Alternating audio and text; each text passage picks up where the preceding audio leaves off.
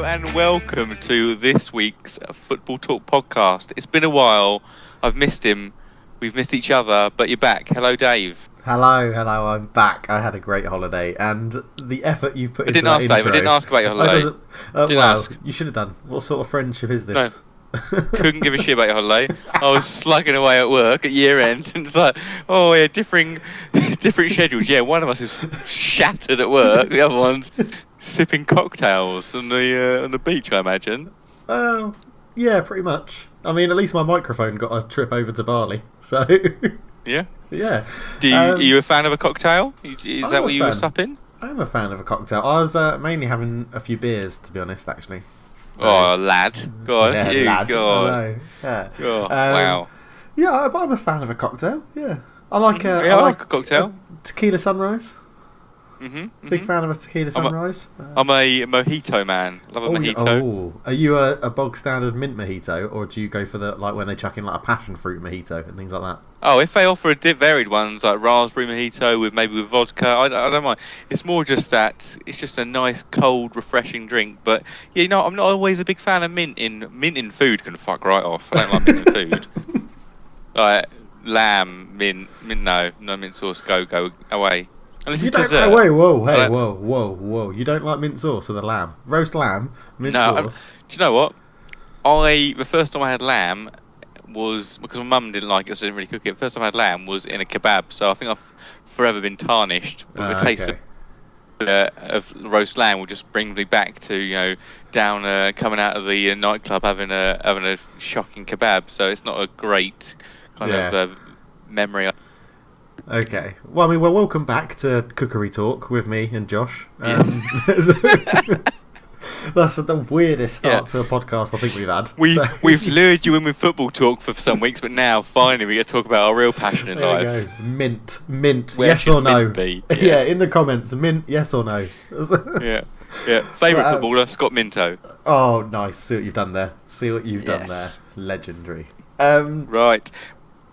Yeah, news. Let's just right. News. Yes. Honestly thought you'd go there. Right. Okay. Right. So we've been away for a while, but lots has happened. One thing I don't think we talked about, and I wanted to mention. Did you see Tyrone Mings' stamp on Oliveira the other week? I did, and it was the same when he did on Ibra, wasn't it? Very similar. Yeah. The man's played something like 20 league games in the last 3-4 years, maybe even longer because of injuries and things like that, and he's stamped on people's heads twice. Disgraceful. Disgraceful. Yeah, and because it was seen by the officials, it's not facing further punishment. Yeah, I know, and I don't like the fact that when you see it in the replay, normally when you... I was going to say, Josh, you'd know this, but you probably have never stood on someone at football. But you're an athlete, Josh. I'm just going to leave it there. We know you're an athlete. Mm-hmm. Yeah, so like when you accidentally trip over someone or something and you can feel your foot on their body plant in the ground. You don't. Yeah, when you feel your foot isn't planted in the ground and it's on a sort of weird thing that is clearly another human, you do all your best to take the weight off that foot. And Tyrone you immediately look down, lift that leg up, and go, but literally stamped, walk away. It's like, what are you doing? Did you see the photo of the guy that went to hospital, like who he did it to? Oh Christ! Grim, wasn't it? He's so lucky he didn't lose an eye. Yeah, definitely. So yes, I did see that appalling stuff from Tyrone Mings. Just not. And the bit that gets me is that the FA aren't taking any further action because they'd always seen it, but. There's a previous where, remember Ben Thatcher, I think, on Pedro Mendes? Yes, yeah, I do wipes him out, and that was sin, but they took further action. So it's almost like, well, you can take further action, but I think the problem with the stamp is that you can go, he's running at full pace, and this, that, and the other might not have meant it. You can't fully determine if you meant it. People can have their views strongly either way, but I mean, Ben Thatcher, that was very obvious, but it just seemed like, But yeah, disgust him. It's no need for it, really. No. There's no need for it. I don't know, they say that professionals will do anything to get to the top and to get the win sort of thing, but yeah, there's limits. There's limits. I mean, it's disgusting. But on to a slightly bit of different news. Did you hear that Deportivo La Coruña have signed a Chinese player? I have not. Do you know what? Called Got a bit of Wei a Lu. fondness for. Oh yeah. Yeah. And his debut for Deportivo La Coruña was watched by an audience of 40 million people in China. Shit. Yeah, exactly. That's just one Chinese person has moved. One Chinese footballer has moved to Spain, and his debut for Deportivo La Coruña, who aren't very good. Espanyol, sorry, who aren't very good. Drew 40 million people to see him play 12 minutes. He came on as a sub and played 12 Imagine how I'm ever minutes. going to get if he plays 90 minutes. I know, yeah. And just to put it in perspective, the article that I'm reading on it, the TV audience in Spain was 177,000. So, yeah, I just like that. I'd like to dip in with a bit of Asian news every so often on Football Talk. So. Yeah, that's it. You're keeping your Asia contingent happy. That's exactly, I see it now. Yeah. Exactly. So, nice. Anything else? It's unfortunate that unfortunately it turned out to be Espanyol, because I have a fondness for Deportivo La Coruña from their kind of late 90s. You would remember when Deportivo played United, and was it Diego Tristan? Scored a couple at Old Trafford, was it? Yeah. He did. Yeah, he did. And that was I think. Anyone that used to play the old Champ manager, I think it was still Champ manager back then, when Deportivo La Coruña had a player called Djalmina, the Brazilian, and he was incredible. 20s all over the board. He was technically absurd, that guy. And it said Djalmina, had Maro Silva, I think Nuruddin Nabi. Yeah, great side. Great side. Good times. Good times. Yeah. And what else has caught your eye? Ravel Morrison, once spoken about in very high regard, as a kind of a future. He's moved clubs. He's gone. His trajectory of football clubs gone down, but the attractiveness of a woman, I would say, as a country has gone up. So he started in England, obviously, then went to Italy. Okay, yeah, Mexico, and now he's ended up in Sweden. Who's he playing for in Sweden? Ostersunds. Big old Ostersunds. Yeah, that team. Yeah, that quite a classic team. Good old up the ostriches for Vosterland. Yeah. Not my favourite Swedish side. But who is? Now you've opened up a can of worms. Jigalden. For IFK Gothenburg because of Kabasamura in the late 1990s, big player. Loved him. What about, surely, what about yourself? It's got to be Jigalden, whatever they're called. Jigalden, yeah. Yeah, where Kim Kallstrom and other famous names, or Champ managers. Well, then you got Hammarby, which had Kennedy Bakircioglu. Yeah. Was Henrik Larsson at Hammarby as well? Was that Hammarby? Ooh, no, Helsingborg, wasn't it? Helsingborg, yes. Helsingborg, yes. So. Shout out to our Swedish listeners. We just did your football justice there, I presume. Yeah, exactly. Yeah, and if you see Ravel Morrison, tell him to come on the podcast. There's a space for him. Why not? We'll hear about news of Sweden and what's it like to live there. Other than expensive, so I've heard from other people. Yeah, there's a fair few Brits abroad actually at Ostersunds. Really? I've never heard of any of them. I have. Okay. Yeah. Have you heard of such players as Jamie Hopcutt? Curtis Edwards, maybe. Andrew Mills, Jarell Sellers, and Charlie Colkett. Household names. Yeah. No. No. Yeah. Never. So they're all playing in Austin. So he has a big old British contingent. So no doubt they'll all be sticking together and making that dressing room harmonious. Is their manager British? You'd have thought there's got to be something. Because that is a lot of British players to be playing in Sweden. Yeah, you'd think there'd be a link there somewhere. Okay, so from one, Englishman going abroad to another Englishman that was abroad. Did you hear about LA Galaxy? And I didn't hear about LA Galaxy. Hit me. Their soon-to-be Beckham statue outside their stadium, which is a bit odd. Beckham statue. They're making a statue of David Beckham outside of their ground, which is. It's getting weird. We're in a stage now where players we've seen play are now getting statues. Yeah. I never really took note of statues before. It seemed like the players who had statues were like really old, like they were players who you never saw play. Not even our parents. Bobby Charlton. Yeah, yeah, it's like Bobby Charlton, Tom Finney, and Stanley Matthews. That kind of era seemed to be the Yeah. statue era.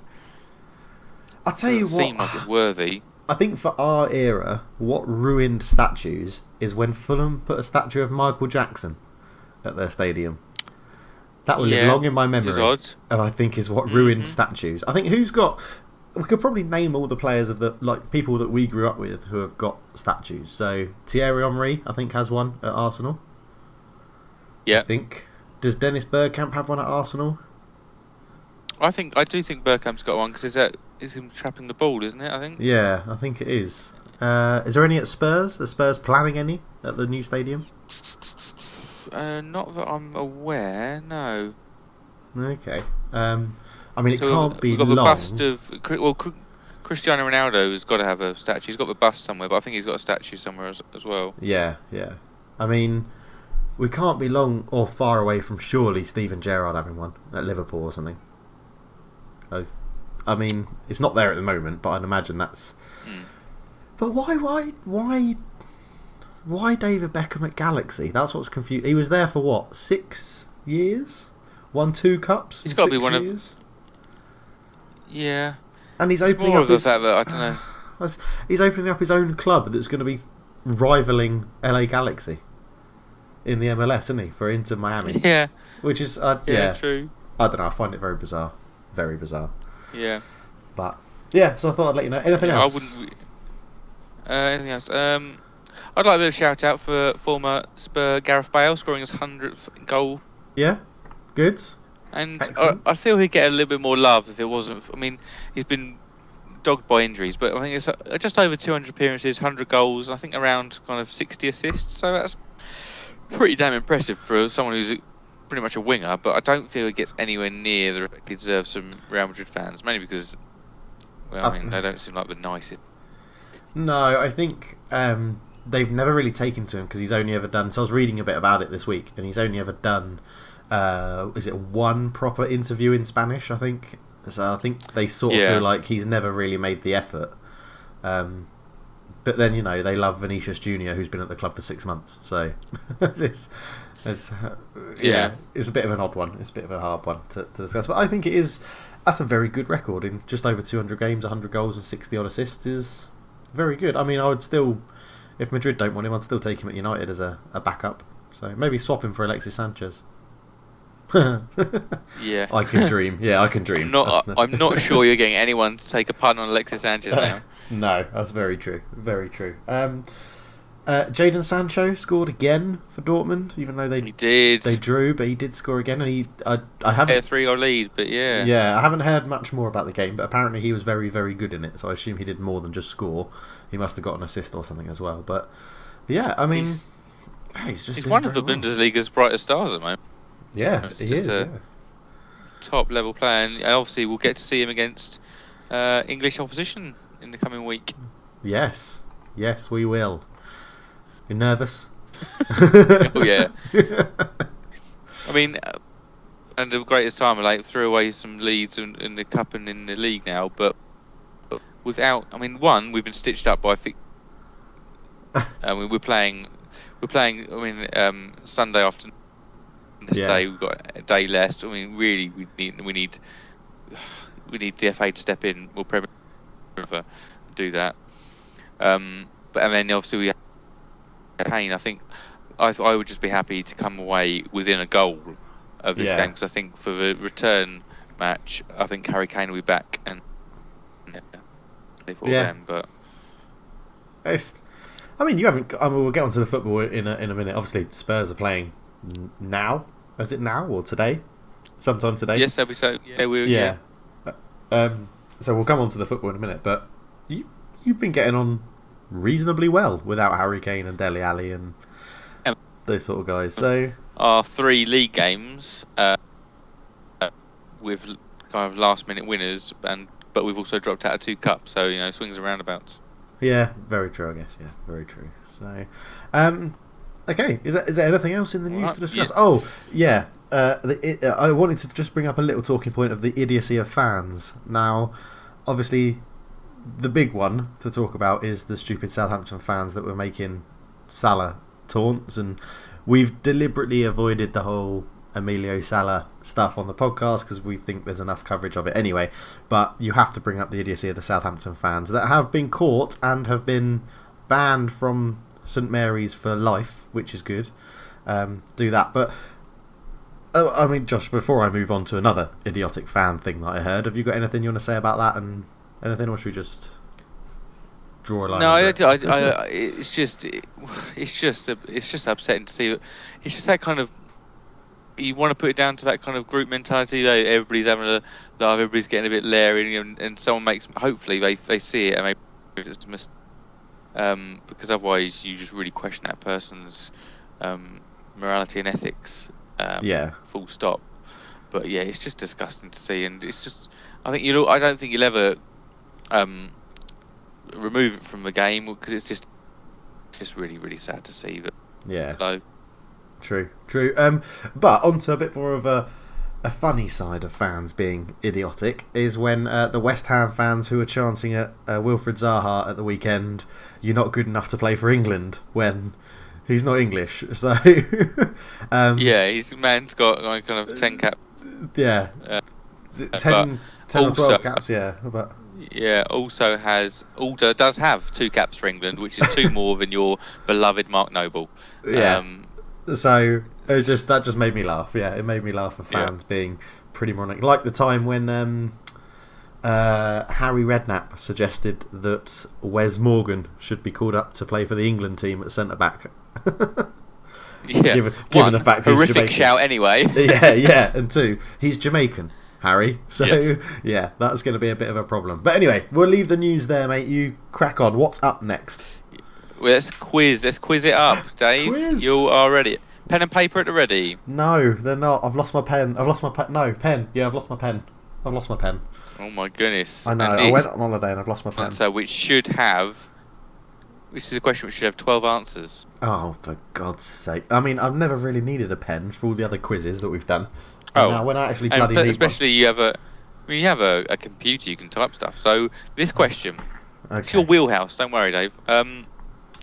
12 Frenchmen have previously... 12 Frenchmen... Oh, no. Yes. Yes. Phew. Right, let me start again. 12 Frenchmen have played for Manchester United in the Premier League. Oh. You need to know... Oh, okay. Right. Laurent Blanc. Laurent Blanc. Sorry? You start... Yeah, I've started at Laurent Blanc, yeah. What's wrong with that? Can you give me your thought process of what Blanc? Well, he's probably one of the biggest names that I could think of. Christ, this list is going to blow your mind then, Dave. Right. Well, no, because there's easy ones, aren't there? Pogba, Martial. Like, get them on there then, straight away. Pogba, Yeah, that's Martial, Laurent Blanc. He's added onto my list. Silvestre. Larry White. Yeah, Silvestre. Yeah. Lightbulb head, Gabby Obertan. He's got a head like a light bulb.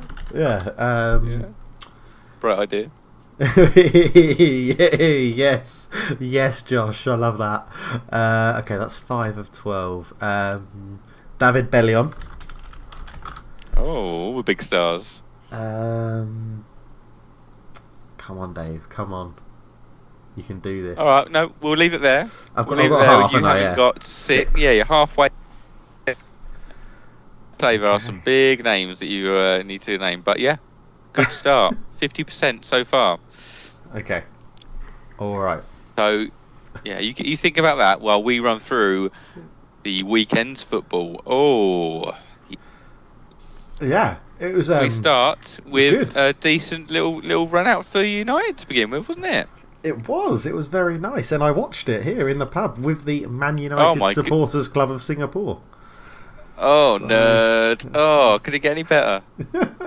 It was good. I mean, yeah, we could have won 4-0, Josh, so it could have been better. A very good game. I think as soon as we scored the first, it was pretty much settled. I mean, Fulham had a good couple of chances at the beginning. I know, it could have been so different, couldn't it? I mean, if Schürrle had... taken that one with a bit more composure really, really early on when they counter-attacked us from a corner, it could have been very different. I still think we would have had enough to win it. Even if we had gone behind. But Pogba is just incredible. He's just playing very, very well at the moment, and he's... What a prick. Why? Still hate him for this. Still hate him. He's chosen to play. Right. Now, have you read? There's an interview with the very wise and very. Everyone knows that this man is very well. I'm trying to think of the right word. Intelligent. Whoa. He's very well. He's very well intelligent. Is it Richard Keys? No, fuck no. About football. Phil Neville, right? Has said, I know it's a bad start, but Phil Neville, ladies, said, it's a lot easier. It's a lot easier when, as a player, you're not constantly thinking about stuff the manager says you can't do because you're always worried to mess up about it. And Solskjaer has come out and said, well, I've told players like Pogba, Martial, Rashford and Lingard, this is what I want you to do. He's telling them what he wants them to do, not the stuff he doesn't want them to do. And a lot of the players have said, Mourinho was very astute with his tactics, very direct, very telling them exactly precise what he wanted them to do, and a lot of it was around what he didn't want them to do. And I think Pogba was one of those main players. He was told, I don't want you to run forward, I don't want you to do this tricks, I don't want you to do that, I don't want you to do anything fun. And I think he's just being let off his leash, and I think that's fair enough. And if you're going to single out Paul Pogba about it for dropping tools, I think you have to single out everybody, because everybody's improved since Mourinho's gone. Yeah, absolutely. Yeah, bunch of pricks. Yeah, well, I don't care because we're 11 games unbeaten and we're up in 4th because Chelsea are going to get absolutely smashed today. So fingers crossed. Yeah, exactly. So yeah, I don't care, Josh. I don't care. It's 11 games unbeaten, 10 wins, 1 draw. Brilliant. Pogba's scoring goals for fun. He's having fun playing football. Martial's back to the direct running. Great goal for the second goal from him. He's kind of bouncing off people, and he just got more momentum every time someone came near him. And that was the two new contract boys. It was. Yeah. I was going to say assisted by the 4 more years, Phil Jones.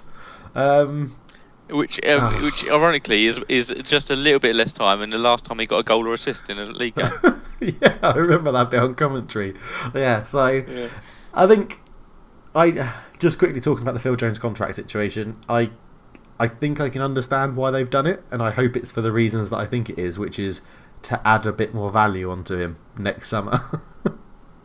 I said the same when it was announced. I was like, surely you just don't want to lose him on a free and you can just sell him, or it's the fact that homegrown players are a premium. He knows the squad, he knows the players. If he fits in well, he's all right as a 4th choice, 5th choice centre back. So it's not the worst thing in the world. It's just when you've got a few, basically your backline, your centre backs are an array of 4th choice centre backs, but some of them have got to be 1st and 2nd choice. Yeah, very true, very true. I mean, my concern with Phil Jones getting a new contract is that it could very much think of Solskjaer being, well, Sir Alex Ferguson brought you in and Sir Alex Ferguson can do no wrong, because Phil Jones ended the game at holding midfield, which is something that Sir Alex Ferguson always said he could do. So yeah, I thought it'd be the lung busting kind of kind of a Roy Keane light, but overall a really good game. I think it's Fulham are poor. I mean, you can't really say much about it. Fulham are very poor. They're down. It's a surprise, I think, isn't it? Is it? I had them quite high up, I think, in my prediction lead. I think I had them as the 2nd highest promoted team behind Wolves. But it's just not gone right, and I think everyone will feel sad for Ranieri because he's everyone's favourite. They're paying the price for not strengthening correctly in January and in the previous summer. They spent so much money in areas that they needed it, and by not having anyone who can defend properly as centre back is just recipe for. I mean, keepers. There's no one who operates in their defence or in goal, but anyone is worth anything. I mean, Sessegnon sometimes played left back, but he's really is a winger. And so my question to you, Dave, is who will buy Ryan Sessegnon? Man United. Man United, I think. I don't know. Yeah? We need a backup left back because we haven't got one at the club. Our backup left back is Ashley Young, who's also our backup right back, or our starting right back at the moment. So I think we need a backup left back, and we need some homegrown. Well, we don't need homegrown players. We've got enough because we're already in the Champions League. But like you say, there's a premium, and I think I wouldn't be upset if we signed him and gave him a season and gave Luke Shaw some proper competition at left back and another option at left wing if we get rid of Alexis Sanchez, which looks likely that we're going to try and do it in the summer. So, well, where do you think he'll go? Or who do you think will try and buy him? No, I do think he'll be a top 6 side. I Yeah? think he'll be one of the top 6, and yeah, I think if Fulham play it right, they can get a fair amount of cash for this. And yeah, but it's the just problem is whether he'll have a negotiated release fee for relegation or something, yeah. which I imagine Yeah, his agent probably would have put in. Well, yeah, I suppose I don't know when he signed his new deal in terms of a promotion relegation situation. But, I think he signed one just before they got promoted. Okay. But yeah, I mean, yeah, all in all, very good game, very happy. Yeah, Fulham are poor, but you can only beat what's in front of you. So Indeed. yeah, very good. I must just a last word on that Ole Gunnar Solskjaer. It's like if you do look at the games he's had since manager, it's like it is almost absolutely perfect in the sense of the opponents you've had. You've had a couple of tougher matches, Arsenal and Spurs, but overall you've had a lot of sides, which is been really enjoyable for a new manager to come in and face it. Yeah. Coming up, but in fact you've got those run of results behind you. Obviously you could have failed to beat them, so it's somewhat hindsight operating, but yeah, I mean even now, even with Lady Luck's on your side, it seems like you're facing a PSG side who've got a few injuries coming up, so it always seems like things are going well there as well. Yeah, Cavani and Neymar both injured, aren't they, it looks like, so Yeah, maybe Buffon as well. yeah, very true. Yeah. Fabian Barthez. Yes, Fabian Barthez. Add him to the list. Sorry, yeah, right, let's crack on. Yeah, let's move on to West Ham versus Crystal Palace. Yeah. Mentioned it earlier, with Zaha got some abuse, and then, well, he bagged the equaliser, didn't he? Yes, he did, yeah. Not before their own, who also been mentioned, Mark Noble, put them in front from a penalty spot, and it was a game of two halves. Let me put this to you, Dave. In the first half, pretty even. West Ham were pretty impressive first half, and the shots in the first half, 8 shots to Palace, 6 shots to West Ham. Seems pretty fair, doesn't it? Yeah. West Ham going 1-up, that's good for them. Second half, Crystal Palace have 17 shots, West Ham have 0. Oh my god, that's ridiculous. Yeah. 17 shots. Yeah, I don't quite know what happened to West Ham in that second half. I mean, wow. Zaha had 6 shots all game, the same amount of West Ham in total. It's pretty impressive. Well, it depends on the way you want to look at it. But yeah, Mark Noble always penalty spot. He goes down in. He's like the likes of Leighton Baines and David Unsworth as players you can rely on from the spot. But he is, yeah, he's very good from the penalty spot. But that's the problem. That is about it. That is about all he offers. I mean, did you see? I think it was the first half. I think Benteke put through on goal and like. What happened, Dave? What happened? Oh, he missed, obviously, because we've still not seen Benteke score a goal in forever. But it was one of those where he got in. It was great run, good attacking run, and then he just a confident striker laces it into a bottom corner, and he sort of went for a curler into the far post, and it was an easy save for Fabianski in goal. But I'm starting to feel sorry for him because I just want him to score. I just want him to score. I don't like it when strikers that, have been very good just aren't anymore. Unless it's Fernando Torres, then that's fine. Well, I think Palace play United in a few matches' time, so if you feel that sorry for him, you won't mind him bagging a winner in that match, will you? Well, not a winner. I didn't say I want him to bag a winner. Just bag a goal, If they're 5-0, we're 5-0 up, they're 5-0 down or whatever, and then, then give him a goal. Give him a little confidence booster. Crystal Palace are up to 13th.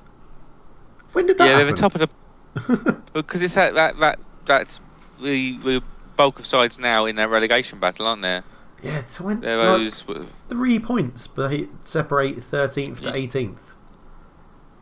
sides there who are vying for it because of Cardiff's good form in the last 3 matches. They've brought themselves back into it and brought everybody else into a relegation battle. Yeah, wow, incredible. I would say one thing I want to say on the obviously Zaha got sent off against Southampton for his little push and his little clap at the ref.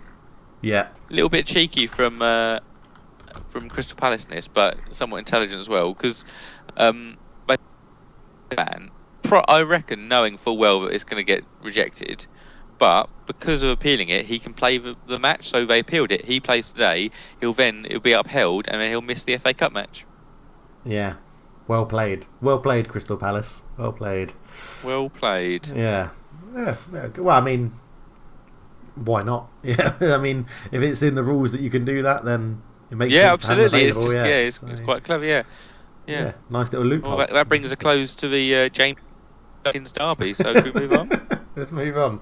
So I missed it. I missed the first one. There's a Louis Saha derby. It was full of yes, Louis Saha. He's French. Yes, thank you, There you Josh. go. Louis Saha. Right, get him on the list. I have snuck in a couple more that I've thought of as well. I've got 2 more names on there that I've thought of, but I'll leave them to the end. Oh, I don't reckon you'll do this. I reckon there'll be one you'll miss. Okay. Well, I've got 2, 4, right. 6, 8. I've got 10. So. Who do we appreciate? Oh, All nice. Not Arsenal or Huddersfield. I do not appreciate either of those teams. Oh, let me read these stats out for you, Dave. And you choose. You tell me which side. So which side had 55% possession? Well, I would say Arsenal. Wrong. Which side had 15 shots versus 9 shots? Which side had more shots? Huddersfield. Yes. And which side had more shots on target? 6-4. Huddersfield. Which side had 5 corners to 0? Huddersfield. Yeah. I Huddersfield. love this. Can we do a quiz like this one week where the answer's just Huddersfield? Yeah. He's actually a French player who's played for United. Yeah. It's pronounced Huddersfield. Huddersfield. Oh, I mean, Arsenal got outplayed by Huddersfield for a good portion of this match, and it's. I mean, if they didn't have Ben Hamer is a shit keeper. I mean, I can't. There's a game earlier in the season where he appeared, and it was like, what the hell have you done? I can't. I have to find it, but it's. I don't think any. I mean, Arsenal will be happy with the result, but they've still not kept an away clean sheet, which means Huddersfield have not scored for ever. Kind of scored. It was Kolasinac, but it's just.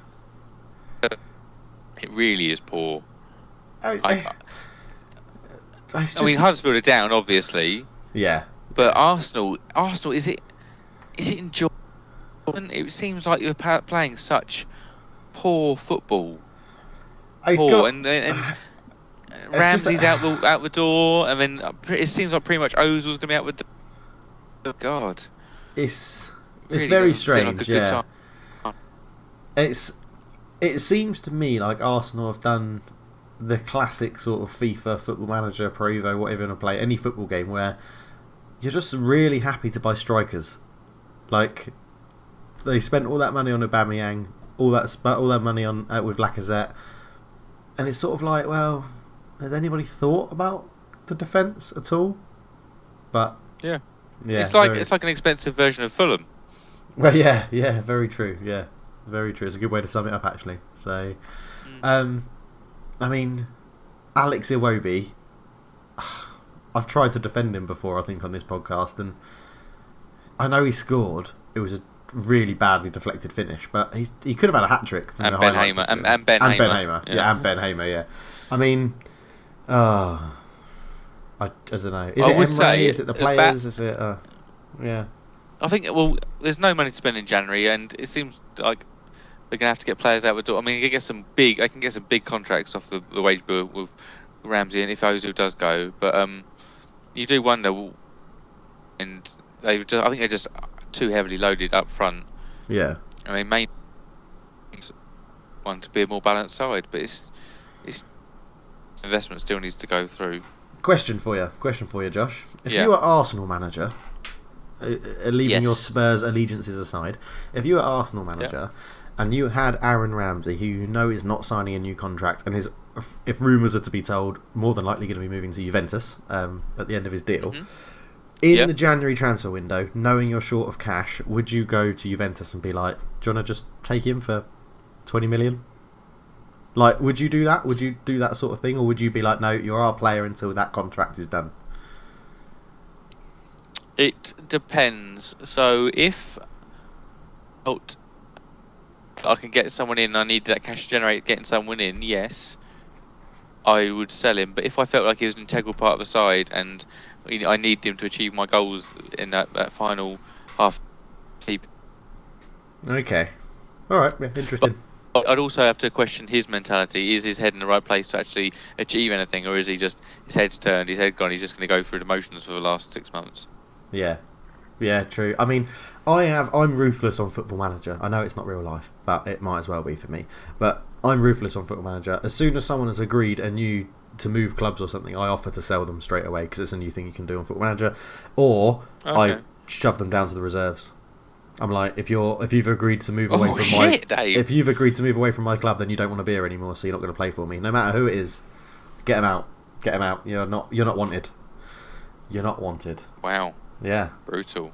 Breaking news for you, Josh. Jamie Vardy starts on the bench for Leicester. So I'll break that live on air. So if anybody's watching or listening to this tomorrow, then Jamie Vardy came on and scored. News. Yeah. So no. Tielemans starts. Yuri Tielemans starts for Leicester though. It's interesting. Someone I've always been a bit of a fan of. The goal threat really isn't there with Damari Gray up front, though, is it? No, it's not. So, but yeah. But then again, we start with Fernando Llorente up front, so yeah, and a midfield three of Sissoko, Winks and Skip. And Oliver Skip. Yeah. Nice. Okay, let's get back to the weekend football. Just a little shout out to Oliver Skip. He looks like if you'd mix Ron Weasley and Harry Potter together. Just if you ever see him, just think, yeah, he does actually. Okay. Just a shout out to Huddersfield. We know they've been bad this season, but they've already equalled Derby's tally, points tally in that infamous season with 12 games to spare. Huddersfield was shit, and you didn't experience Derby. Oh shit. Yeah, Derby were dreadful. Shit, but they managed to. They got four of their were against Newcastle, so nothing changed. Newcastle was still an absolute basket case. Yeah, bloody hell. All right then, next up, Liverpool, Bournemouth, yeah. Who? Liverpool who? Bournemouth. Bournemouth. Yeah. Everything's back all right for Liverpool. Yeah, I mean, they were supposed to be in a bit of a crisis and a bit of a panic, but didn't actually lose a game, I don't think, in this crisis mode. No, but they played pretty poorly and dropped points. So yeah, I definitely think that it was going against them a little bit.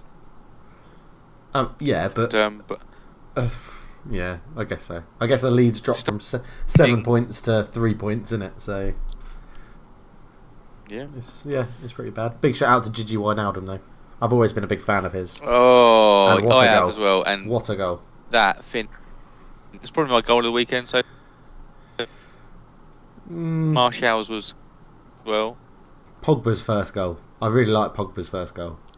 Wrong foot, hit really hard at the near post. Really liked it. But anyway, we've discussed that game. Liverpool-Bournemouth. Anything stand out for you? Much talking points? Yeah, I mean, going back to the kind of tried and tested wide right, I got Mane wide left in the middle. It's just that is what works for them, and I think having all that front three all fit and firing is so key for them. Yeah.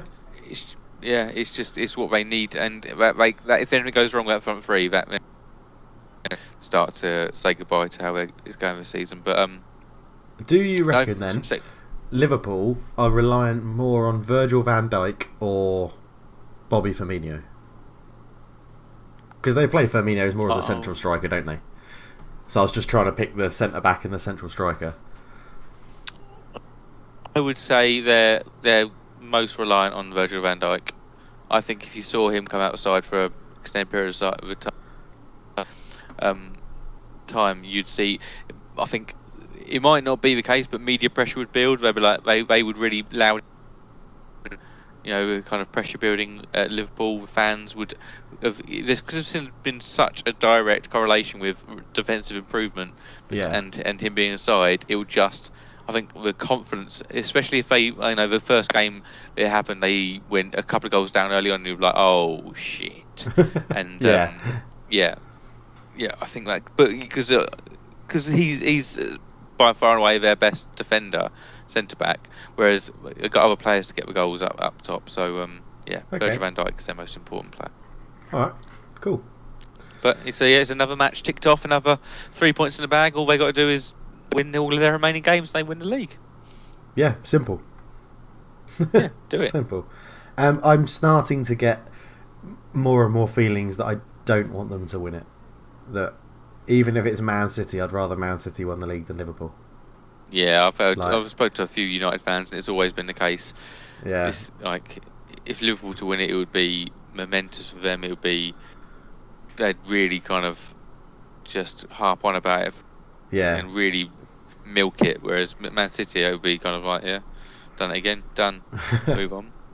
Yeah. Very true. Talking of moving on, Southampton Cardiff.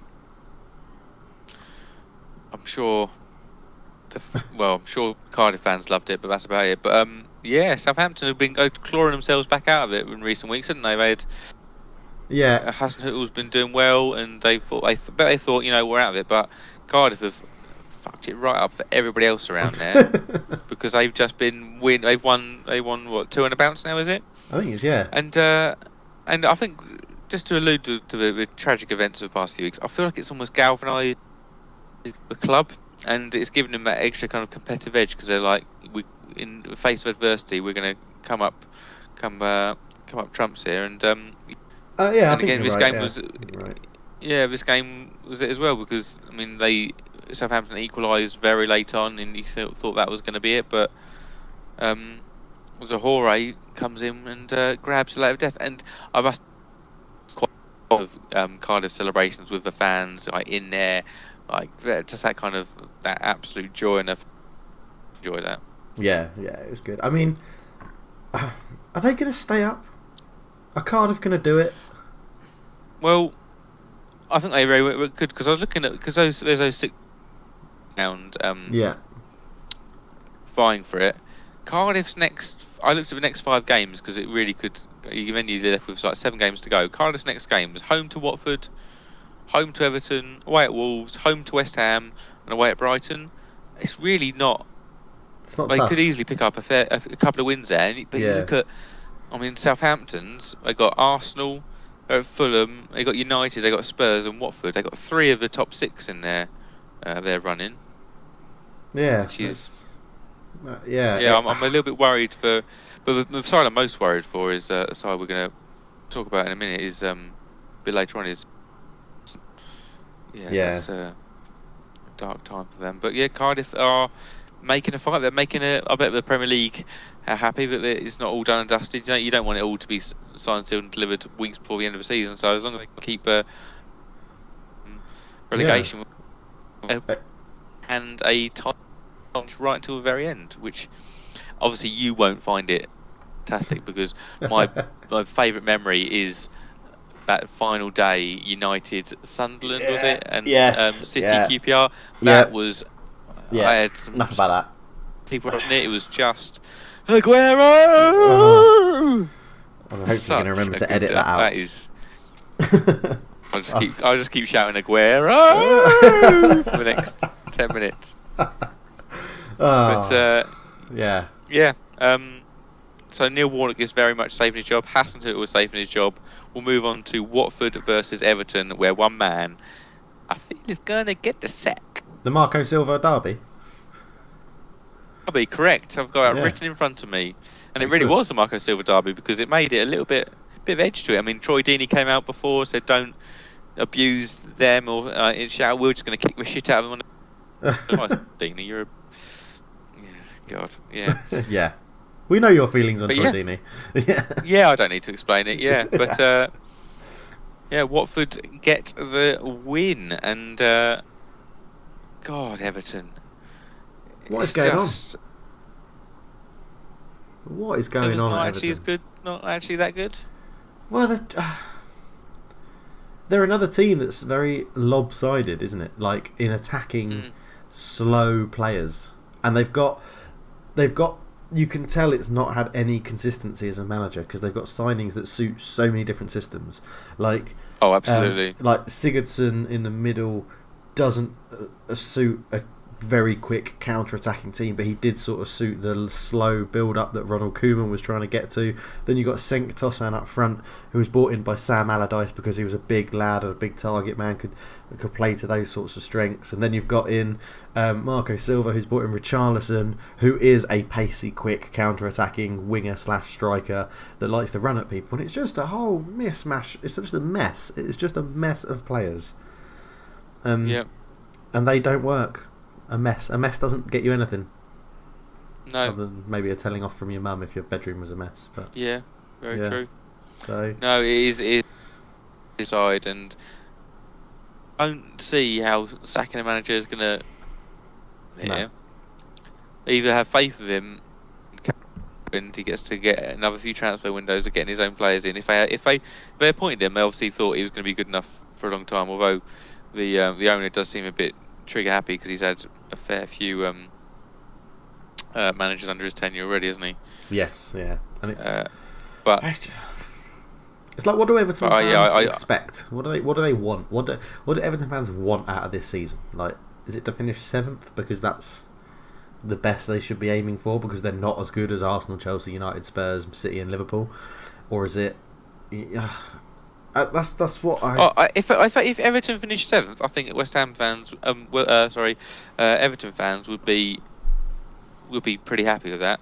But I think you'd want to see some real cohesion and an improvement because like losing, they run a result. Yeah, it's dreadful. Sometimes, doesn't it? It's just.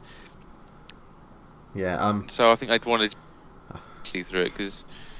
Yeah, fair enough losing to Man City, but when they lost at 3-1 at home to Wolves, I think if Everton fans kind of see themselves, they should be the Wolves. They feel like they should be a unit playing nice.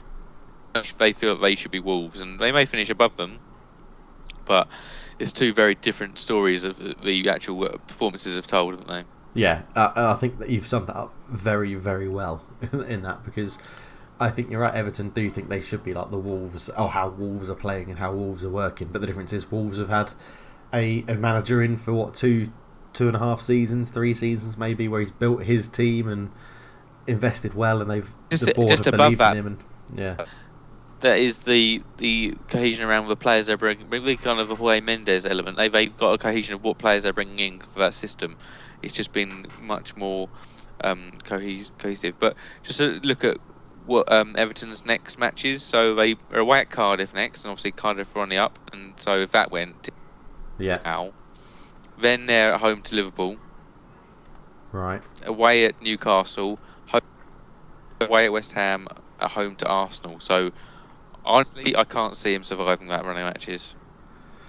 Which one? I think if he could easily get sacked after the Liverpool match. If you lose to Cardiff and then get a spanking against Liverpool, you could be done with the next 2 matches. Okay, because I was going to ask you, you've been eerily good at predicting when managers will be sacked, so to put a caretaker in and then hire a real, like, the new manager. Mm-hmm. If you were the chairman and let's say he loses to Liverpool, would you sack him after that and give a caretaker the 3 games afterwards, which are still pretty tough, and then hire a new manager? Or how would you do it, Josh? You've been, as I said, eerily correct. How would you do it? I don't think you want to in that time because it just kind of flips from easy to hard, easy to hard, easy to hard. If they were, I'd go. I could see them going straight after. God, I'd sack him after Liverpool. Caretaker for the Newcastle match and play him a new manager against Chelsea because Okay. if you've got someone in mind who is a bigger name and a big feel good, and you off to a good start against a big side, but I'm not sure anyone would. I don't think they can get a better name than what I've got with Marco Silva. I'd agree. At the moment, there's no one really out there. That's the issue with managers at the moment. So, yeah. Okay. All right. Interesting. I mean, we didn't really talk about the game, so apologies about that. But but that doesn't really matter. But yeah, it's all well relevant. done. Well done, Watford, because we go from the other side that Javi Gracia has now managed the most Premier League games. Because that happened a few games ago, because no one had ever managed more than a season. And he's now at 39, 40 games now. So yeah, well done. Cool. And then the final game of yesterday, Brighton. Oh, it's all going really wrong. needed to win that. Yeah, they really needed to win that to kind of abate their poor form and make sure they didn't get dragged into a relegation battle. But it was too little, too late. And you know how I often say, the so-and-so derby. This really was the Chris Wood and Ashley Barnes derby, because they both played up front for Brighton. Now No they're way. playing up front, and they're banging the goals. Yeah. Chris Wood played for Brighton. I did not know that.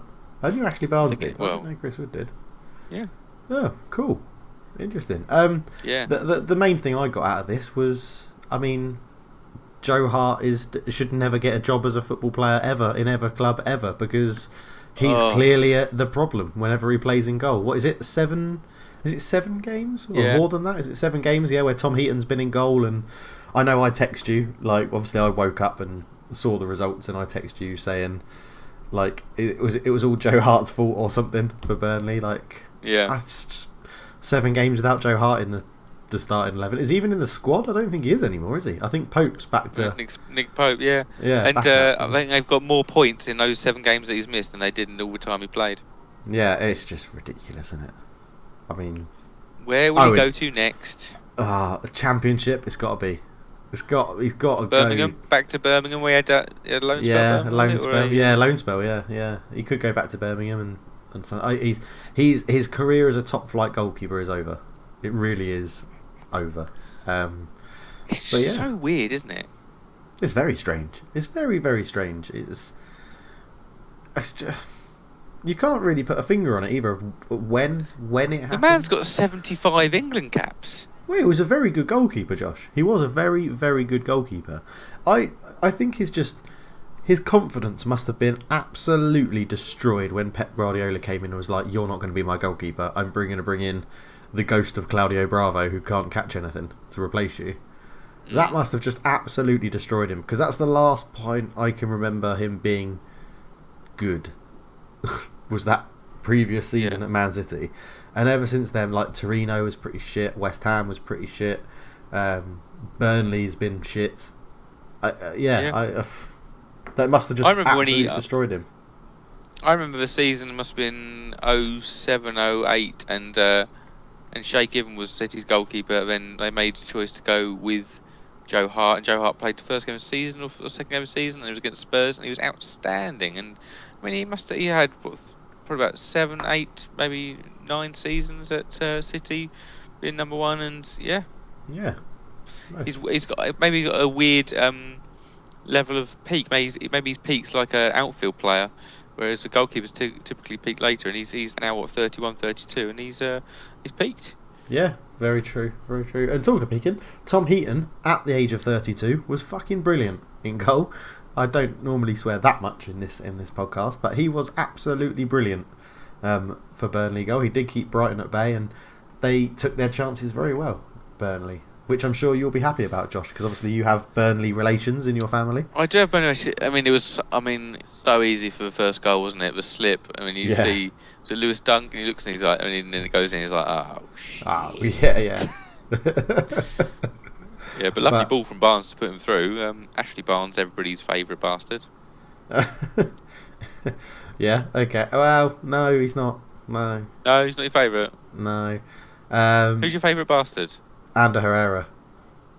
Yeah, he was good yesterday as well. He was very Right. good yesterday. Yeah, he's done well under Solskjaer as well. So,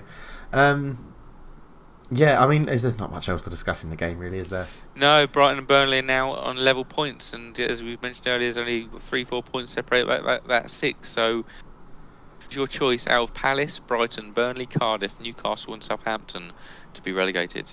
Who's my choice, or who do I want? Who do I think's going to go down, or who do I want? Yeah. I mean, we all know we want Cardiff to go down. Yeah. But who do you think is going to go down? On current form, I think it will be Brighton. I think they'll drop into it and go down. And it's so tough. Would you miss them? No, I'd feel sorry for Chris Hughton a bit because I like think Chris Hughton. Big fan of Chris Hughton, actually. I'm a big fan of him. He's done a good job.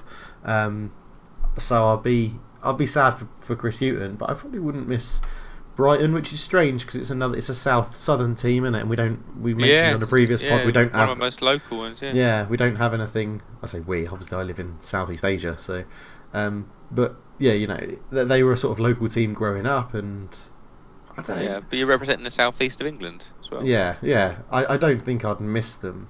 I don't want them to go down. That's the thing. But I always like seeing. It's that nostalgia. I like seeing the sides who I remember being Premier League sides when I was younger, being Premier League sides. So I inherently want Newcastle and Southampton to maintain their status. The other 4 weren't. I mean, Palace were a bit the yo-yo club when I was a bit younger, but Burnley, Cardiff, and Brighton weren't there. I'd like to see. I'd like to see the kind of the Coventries back in the league. I remember all the good times of those. Oldham. Or a little bit before, but there's a bit of like kind of Bradford had a couple of stints, and there's some fond memories. Derby County being in there, I wouldn't mind a bit of that. Bit of Benito Carboni and is it Branko Strupar and things like that. Branko I'd have Strupar, that kind of Ravanelli and that Jorginho from Middlesbrough. We're literally just showing our age now, Josh. That's all we're saying now. We're literally just showing our age. Yeah. So. But like Blackburn, I back in there because Gaps Pedersen, 2 guy, lovely times. But Lovely that brings a close to our weekend's football. So we'll move on to I got a wiki the file. wiki files. Here goes a wiki file. I got a wiki file for you. Hey, there we go.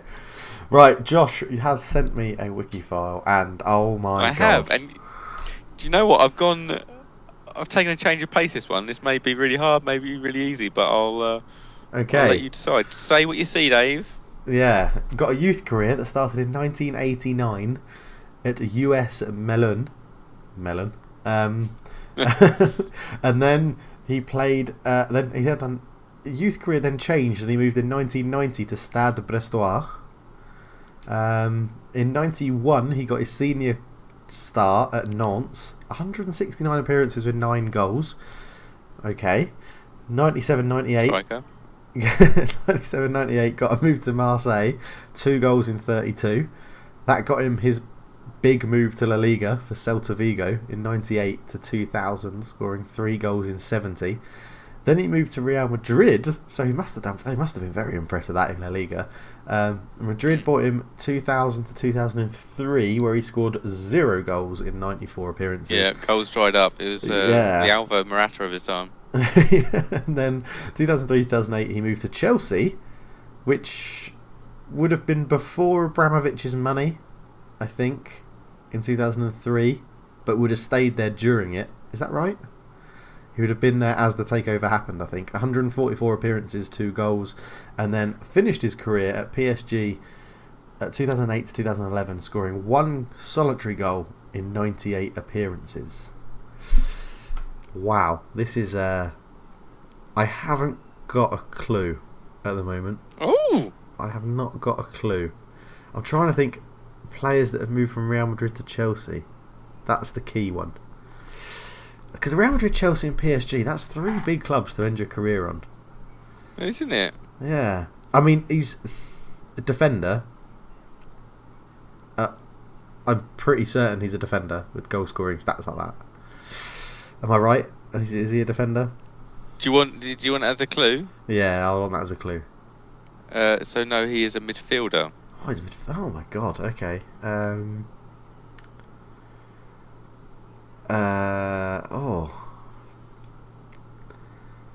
What? I'm assuming he's French because Stade Brestois has a youth career and Nantes and Marseille at a young age. So I'm assuming. I mean, if you want the stats, you can take yeah. it as a second clue, right? I'm using all my clues here, aren't I? Oh my goodness, this would be so embarrassing for you, Dave. Oh no, yeah, he's French. 11 appearances for the under-21, scoring 1 goal. 71 appearances for the first team, scoring 0. 2008, so retired after the World Cup, I'd assume. I'm trying to remember. Makelele went from Chelsea to Madrid, not from Madrid to Chelsea. So it's not Makelele. Or is it Makelele? Have I got that the wrong way around? Oh, this is because I had 80 minutes of football in 33-degree heat at 1 o'clock this afternoon. I'm going to have to give up and not get this, and it's going to really annoy me, isn't it? But you have got it, Dave. You got it right. right. Is it Makelele? It's Claude Makelele, yeah. I thought that's who I thought it was straight away, and in my head I had it that he moved from Chelsea to Madrid, not Madrid to Chelsea. No. Remember, he left there, and it was like, I think Zidane has taken the engine out the side or something like that, and you can polish it with car all you want, but you haven't got the engine. They tried to replace him with like the Thomas Gravison. I had that straight from the off. I'm so annoyed with myself. Yeah, and I thought, you know what, this might be a bit confusing because he's had some big stints. He hasn't moved around too much, but he's played some big. And I completely forgotten about the 3 years at PSG after Chelsea. And you know what, this might confuse Dave a little bit, but Claude Makelele. I mean, I could have helped you more by saying his position was the Makelele role. The Makelele role would have just sealed the deal, I think, for me. That was his position. Yeah. Oh no, good, nice one. I like it. That was so I did get it, but my own idiocy stopped me saying the right answer. Have some faith, and the reason I chose him was because because he was a deadline day signing. Did you know that? I did not know that. Yeah, and so I thought it'd be a good springboard to have a brief chat around how the transfer window went, and it was Premier League wise, it was pretty quiet, wasn't it? It was quite quiet all around the globe in terms of money spent this January. Yeah, I mean it was massively down. So only 180 million was spent in this transfer window. It was down by 250 million last year. It's the first time in 8 years that the spending was reduced year on year. So it really was a down. And why do you reckon that was? Why do you reckon there was no? I think clubs are no big movement. I think clubs are catching on to the fact that January transfers don't really work out. Like, I'm not saying they don't always work out, because obviously some of them do, but I think when you buy a big name in January, most people are generally, I think we've said it on the podcast before, you wait until the start of the next season, don't you? Because then they have the pre-season and they go through everything the club wants to do and the manager and things like that. And I think clubs have cottoned on to that, and I don't. Yeah, that's the only reason I can think of, really. It is good to see it calming down, especially in January. I was never a big fan of January, big money purchases and big money sales and things. But what was the transfer that I was going to say caught your eye, but you're most happy about? Let's go for that. Which transfer are you most happy about? Peter Crouch. Yes, Peter Crouch back in the Premier League. Great answer, Josh. That is what we want to know. Yeah. Everyone's delighted by it. Yes, love a bit of Peter Crouch, and the Peter Crouch podcast. Give it a listen. You know, all listen to ours. Whichever you want. Well, listen to ours first. Listen to ours first, and then listen to his. If you have time. He's a lovely guy, talented footballer. Yeah, enjoy him in the league, and it's always good to see him. Stooping for a header, because he seems to manage to jump lower than he can stand. But he does, yeah. Because the top 6 sides really quite quiet. Interesting. How does it feel as a Spurs fan to not have any transfers in a whole season?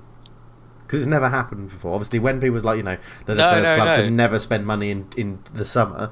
Now it is literally a whole season. How does that, as a fan, how does that make you feel? I'm a person who like looking at new players coming and stuff. So it's a little bit disappointing, and I suppose it's a bit more disappointing the fact that we have also got rid of my favourite player as well. Dembele's gone to China. Yeah. So it'd be nice to have some kind of signing to offset that, but ultimately, because of the place we're at and the manager we have, I have a bit more stuff. But if we put one or two bodies in, which excite fans because their attendance has been okay, it's just nothing. I mean, I think they were still offering out tickets for the Leicester match today late on, so I wouldn't expect a big turnout for that. I think you could have. It's within our. Although it seems unlikely, it is still within our grasp. We're still in a title challenge. We're not obviously favourites, second favourites, but we are still there. So you can think if you could sign a couple of bodies who would grab you 5-6 goals, they might be kind of 10, 12 points they've got you, and who knows what happened. But it is a bit disappointing. I mean, we couldn't even find Vincent Janssen in a new club, so he's back in our blooming squad. So yeah, I saw that. Yeah, it's I think all our resources have been ploughed into sorting the stadium out, and we haven't actually got time to think about transfers. But yeah, it was a quiet January overall. Yeah, fair enough. Obviously, my point of view, Fellaini left the club, moved to China. I think he was useful. Dembele versus Fellaini out in China. Yeah, what a midfield battle that'll be for the Chinese. So, yeah, interesting. But yeah. But cool. The one I want to mention is Newcastle United broke their transfer record with Miguel Almiron, didn't they? For the first time, is it the first time they broke their record and it was last held by Michael Owen? Was that the last? Yeah, absolutely, 2004. Yeah. I'm looking forward to seeing him. He's got very good reviews from the MLS. You know that I like a bit of the... Well, I used to be able to watch the MLS and I used to watch it quite a lot when I lived in the UK. And from everything I've read about him, he's got the potential to be a very good player. And I hope Newcastle get the best out of him. I hope he doesn't turn into another member of the basket case that is Newcastle. And I hope we actually get a chance to see him. So. Yeah, and I think Benitez obviously works for and can harness attacking talent in a structured side. So I think if Rafa stays there and is obviously purchased for his setup, I think it could work out well. But yeah, hopefully he does some good there. Yeah, I wonder how much Rafa Benitez have put in of his own money to make the transfer happen. So yeah, but yeah, it's been a very quiet transfer window, and I'm all for that in January, to be honest. I like the rumours, I like everything. I just want the Premier League to get away from this Sky Sports News wear yellow nonsense. Did you see? Obviously, I'm in Asia and I still bloody heard all about it. It's like, send us your photos of where you're wearing yellow today. No, fuck off. You've manufactured this yellow gold nonsense on deadline day. Oh, I hate it when you have a company like trying to set up hashtags. What do you think about this? Like, what? You seriously? I'm just fuck off. Just fuck off. Yeah, just fuck off. Yeah. So, but yeah. But anyway. That's good. Just one last shout out for the best achiever in the transfer window. Have you heard of the Turkish side, Alikspor? I've heard of them. About this? No. Yeah, and so they had a transfer embargo lifted 2 hours before the deadline, where they proceeded to sign 22 players. Fuck off! They signed 22 players in 2 hours. Yeah, 12 coming in on permanent contracts and 10 joining on loan deals until the end of the season. So I think we can all say that was pretty impressive. Well done to them. Their director of football must have been... How many mobile phones you got to have on the go for that? Or is it all done on one 22. WebEx? Yeah. It was just all done. It was just him and one agent, and this agent was like, "Look, I've got 22 players that need to move. Right? Yeah.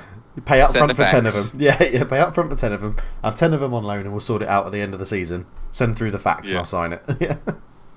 Done. But yeah, well done. There we go. All right, that is the end of the transfer window wrap, and we'll finalise it with the quiz answers. How's it going, Dave? I'm still only at 10. So okay, so you name your 10. We have 12 Frenchmen to play in the Premier League for Manchester United, and Dave says he's got 10. Do we believe him? Let's see. Paul Pogba, Martial. Yes. Laurent Blanc. Yes. Silvestre. Yes. Obertan. Gabriel Obertan, yes. Bellion. David Bellion, yes. Fabian Barthez. Yes. Eric Cantona. Oh. Bit low down. Patrice Evra. Yes. And the man you mentioned, Louis Saha. And then I'm missing 2. That's 10. You are missing 2. Okay. One is still playing in the Premier League. And played for 2 other Premier League sides. One is a success at, and his current one is really not been Is great he for. actually? His name, is he featuring for them? He's played 7 appearances this season. So no. Oh yes. Not a very French sounding name. No, I thought it was Dutch. Morgan Schneidlin.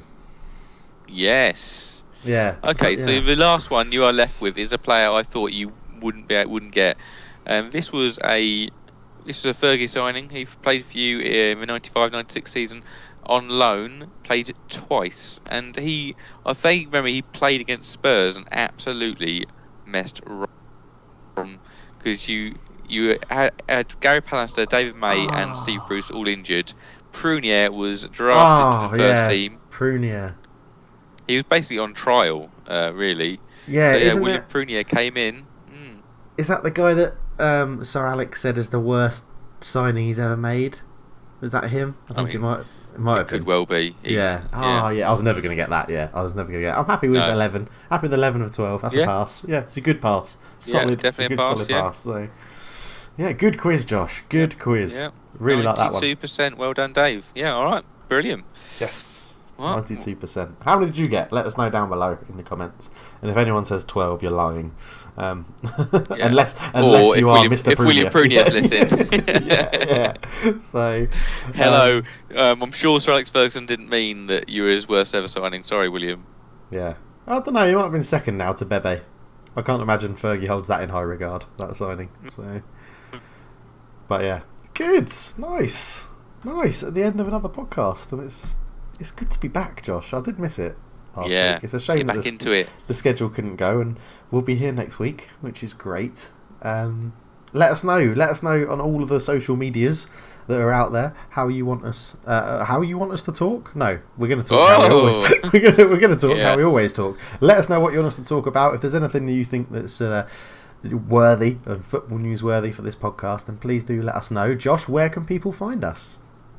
You can find Cloud and YouTube at Football Talk. Give us a search, should be near the top of the list or top of the list. You can also find us on Twitter at Football Talk, but remember, there's no A in football.